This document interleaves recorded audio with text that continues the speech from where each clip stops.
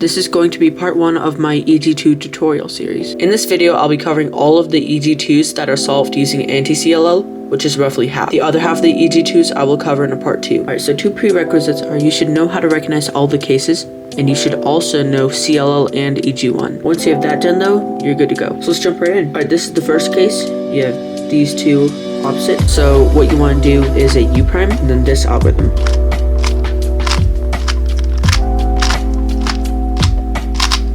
So the AUF for this case is this oriented piece does a U prime compared to the piece below it. So you can see a U prime would solve these two pieces relative to each other. If we do the algorithm, it'll be solved. This is the second case. You have these two matching. So the algorithm for this is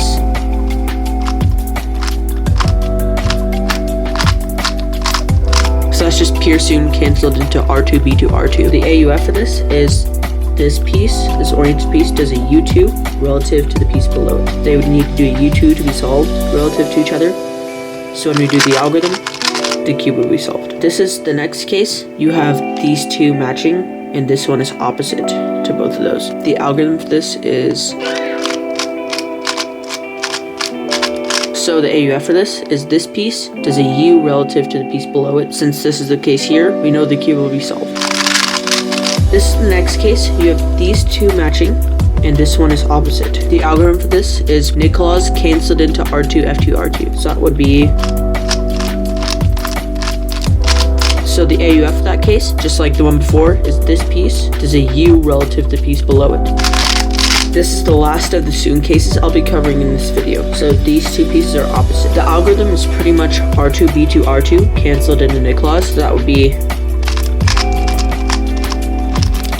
For the AUF, this oriented piece does a U prime relative to the piece below it.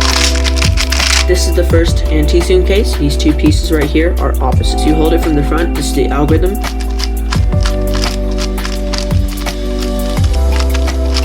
So the AUF in this case, the oriented piece does a U relative to the piece below it. This is the second case.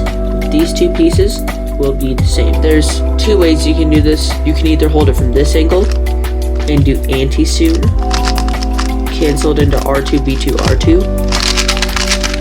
Or what I personally prefer is hold it from the back and do back Sune canceled into R2, F2, R2. Either way you do it, the oriented piece will do a U2 relative to the piece below it. So if we do back Sune, this will be solved. If we do Antisune from here, this will be solved. This is the next Antisune case. These two pieces will be matching. This one is opposite. The algorithm is anti-Nicholas canceled into R2, B2, R2. So that looks like this. The AUF is this oriented piece will do U prime relative to the piece below it. This is the last of the Antisune cases I'll be covering. These two pieces right here are opposites. You hold it from the front and do R2, F2, R2 canceled into anti-Nicholas. So that looks like this. The AUF is this oriented piece does a U relative to the piece below it. The next algorithms that I'll be doing is the U cases. So the first one, you have checkers on the top and a bar on the side. And this is how it goes. The AUF that I use is this bar will be the same as this piece. So if this bar is orange, we would need to do a U because it will end up next to where this piece is. So essentially this bar just does a U. So since these two match, you know that there will be no AUF. And some of these AUFs are pretty tough to master, but they are definitely worth it, as EG-2 without the AUF is really slow and is not worth it. This is the next case. You have these two pieces match. This on the top is adjacent. So you hold it from a U prime angle and you do this. And then an alternate alg for the CLL. The AUF is this bar will stay the same.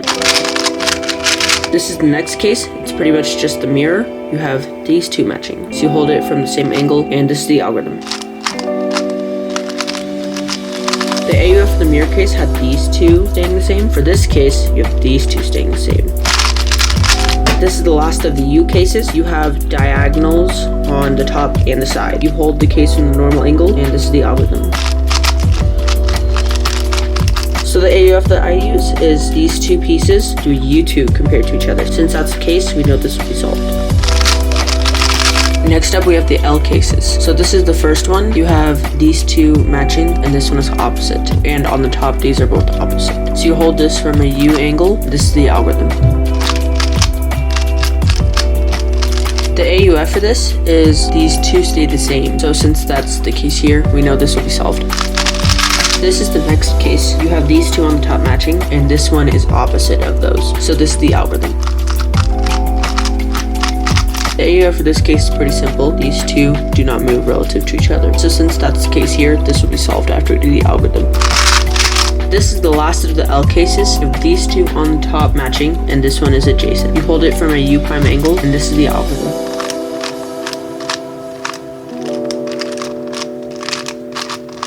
The AUF for this case is once again really simple. These two in the back stay the same relative to each other. Since that's the case here, this will be solved. Next up, we have the T cases. This is the first one. You have adjacents on the top and side, and these two match, or you can recognize it as these two matching. This is the algorithm. The AUF is pretty simple. These two in the back stay the same relative to each other. Since they are here, we know this will be solved. This is the next case. You have double bars, and you hold it from a U angle. This is the algorithm. The AUF for this one is a little more complicated. The way I like to do it is recognize this block does a U to match with this. This one stays the same in this algorithm, so the block will go here. Since these are the same, there will be no AUF. This is the last of the T cases I'll be covering. You have a bar on the top and opposites on the side. You hold it from a U angle, and this is the algorithm. So for the AUF, you can recognize that this oriented piece does a U2 relative to the piece right below it.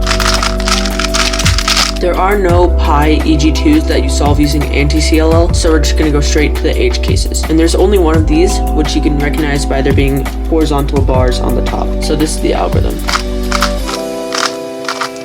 So there's two different ways to recognize the AUF for this case, and they're both equally good. You can either recognize that this bar will be matching where this piece is, so we'll pretty much just go right down to here. Or you can recognize that this bar will go down to match where this is. So since both of those are the case here, you can do the algorithm and know that there will be no AUF. Alright, that's all for part 1. So far we've covered 20 cases, and these are all of the ones that use Anti-CLL. The other 20 I'll cover in a part 2 that I'll make soon. If you have any questions about the recognition, algorithm, execution, or memorization, feel free to leave those in the comments and I'll get back to you really fast. Thanks for watching, and I'll see you in the next video.